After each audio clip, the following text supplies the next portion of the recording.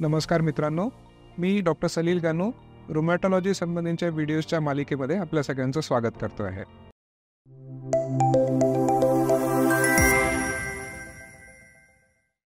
आजचा आपला चर्चेचा विषय हा चिकनगुनियाची मॅनेजमेंट हा आहे. चिकनगुनिया आजार म्हणजे काय, ॲक्यूट चिकनगुनिया आणि क्रॉनिक चिकनगुनिया काय असतात हे आपण याच्या पूर्वीच्या व्हिडिओजमध्ये बघितलं होतं. तुम्हाला अधिक माहितीसाठी ते व्हिडिओज बघता येतील. चिकनगुनियाची मॅनेजमेंट याच्यावर एव्हिडन्स म्हणतात तो बऱ्याच भागांमध्ये अजून यायचा आहे. त्याच्यामुळे या व्हिडिओमध्ये सांगितलेली जी माहिती आहे ही मुख्यतः पेशंट्सच्या ज्ञानामध्ये भर पडण्यासाठी आहे, पण हे प्रिस्क्रिप्शन नाही. तुमच्या इंडिव्हिज्युअल केसच्या मॅनेजमेंटसाठी तुम्हाला तुमच्या डॉक्टरांचा सल्ला घेणं महत्त्वाचं आहे. चिकनगुनियाच्या मॅनेजमेंटसाठी तुम्हाला कोणत्या डॉक्टरकडे जायला पाहिजे? सगळ्यात पहिला प्रश्न, ॲक्यूट चिकनगुनियासाठी म्हणजे पहिले 7 ते 10 दिवस जेव्हा चिकनगुनियाचे होतात त्यावेळी तुम्हाला मुख्यतः जनरल फिजिशियन, पीडियाट्रिशियन्स आणि जिरियाट्रिशियन्स या डॉक्टरांकडे जायला पाहिजे. क्रॉनिक चिकनगुनियासाठी तुम्हाला रुमॅटॉलॉजिस्ट, जनरल फिजिशियन्स, पीडियाट्रिशियन्स किंवा जिरियाट्रिशियन्स मुख्यतः या स्पेशालिटीजकडे जायला पाहिजे.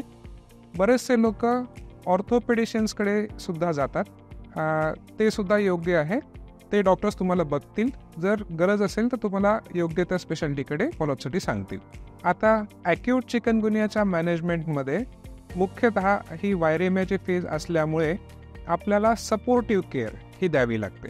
म्हणजे ताप कमी करण्यासाठी पॅरासिटामॉल आणि त्यासारखी औषधं, अंगदुखी कमी करण्यासाठी पेन किलर्स हे आपल्याला थोडी सांभाळून द्यावी लागतात. डेंग्यू इन्फेक्शन्स नाही आहे ह्याची खात्री करून आपल्याला ही औषधं द्यावी लागतात. प्लेटलेट काउंट्सकडे बघावं लागतं. त्याच्याशिवाय हायड्रेशन मेंटेन करणे म्हणजे भरपूर पाणी पित राहणे यासारख्या गोष्टी आपल्याला कराव्या लागतात. ॲक्यूट चिकनगुनियाची मॅनेजमेंट ही सपोर्टिव्ह असल्या कारणाने जोपर्यंत लक्षणं आहेत तोपर्यंत आपल्याला साधारण औषधं सुरू राहतात आणि त्याच्यानंतर औषधं बंद होऊन जातात. सुदैवाने बहुतेक लोकांमध्ये ॲक्यूट चिकनगुनिया हा पूर्णतः थांबून जातो. जे अनफॉर्च्युनेट लोक ज्यांच्यामध्ये क्रॉनिक चिकनगुनिया झाला आहे त्यांची मॅनेजमेंट ही मात्र थोडीशी वेगळी असते. क्रॉनिक चिकनगुनियाच्या फेजमध्ये मुख्यतः आपल्या इम्युन सिस्टीममुळे आपल्या जॉईंट्सवर सूज येत असते, तर त्याच्यासाठी लागणारी औषधं आपल्याला द्यावी लागतात. बहुतेक लोक पहिला महिना किंवा 1.5 महिना इम्युन सिस्टीमला सप्रेस करणारी किंवा मॉड्युलेट करणारी औषधं देणं टाळतात. जोपर्यंत टाळू शकतो तोपर्यंत आपल्याला ते टाळायला पाहिजे, पण जर अगदी गरज असेल तर आपल्याला त्यासारखी औषधं द्यावी सुद्धा लागतात. आता ही औषधं कोणती आहेत? तर मुख्यतः ओरल किंवा इंजेक्टेबल स्टिरॉइड्स याचा वापर सुरुवातीला या आजारांच्या ट्रीटमेंटमध्ये होतो.